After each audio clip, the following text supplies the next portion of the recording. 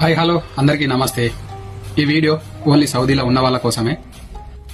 Recently మా friend సౌదీలో rice delivery చేయడం స్టార్ట్ చేసిండు.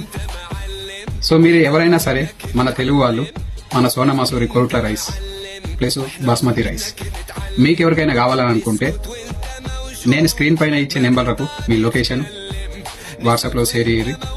వాళ్ళే మీకు డెలివరీ చేస్తారు.